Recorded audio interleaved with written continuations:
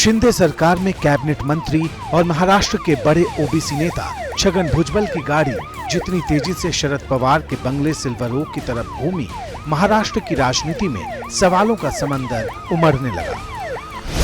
सवाल ये कि एक ही दिन पहले बारामती में सीनियर पवार पर बरसकर लौटे छगन भुजबल अचानक उनसे मिलने क्यों चले गए। सवाल ये कि क्या छगन भुजबल अपने मौजूदा सियासी आका अजित पवार की घर वापसी के लिए रास्ता तैयार करने की कोशिश कर रहे हैं। और सवाल ये भी कि एनसीपी में जिस दरार की खबरें लंबे समय से तैर रही थीं, क्या वो फूट बनकर सतह पर आने वाली है।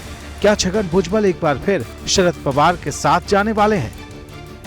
इन पर बीजेपी, शिवसेना और एनसीपी ने चुप्पी साधे रखी और सस्पेंस बढ़ता गया और हर सवाल अपने वजूद की पुख्ता वजह लेकर पूरे दमखम के साथ खड़ा होता गया।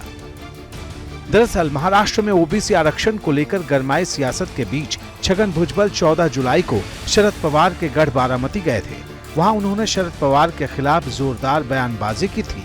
मराठा आरक्षण की बैठक से दूर रहे सीनियर पवार पर जमकर निशाना साधा था, लेकिन अगले ही दिन उनसे मुलाकात करने उनके बंगले पर पहुंच गए, वो भी बिना अपॉइंटमेंट के।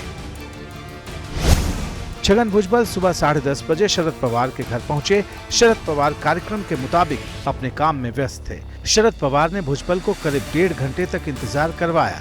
भुजबल का दावा है कि इसके बाद शरद पवार से उनकी मुलाकात हुई और 1.5 घंटे तक बातें हुई। सवाल था कि क्या बातें हुई।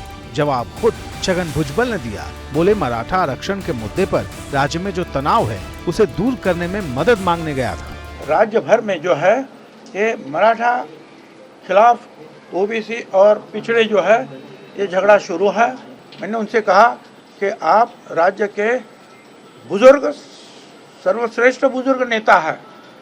ओबीसी को आरक्षण देने में आपने पहल की थी जब आप मुख्यमंत्री थे। उन्होंने कहा नहीं, मैं खुद मुख्यमंत्री को फ़ोन करूंगा और जो 2-4 लोग जो हमको चाहिए हम बैठेंगे और उसके ऊपर कैसे रास्ता निकाले और इस राज्य भर में जो है कैसे शांतता प्रस्थापित हो, इसके लिए मैं ज़रूर कोशिश करूंगा और ओबीसी के ऊपर अन्याय ना हो, इसलिए मैं किसी को भी मिल सकता हूं। मैं मोदी साहब को मिलूंगा, मैं राहुल गांधी जी को भी मिल सकता हूं।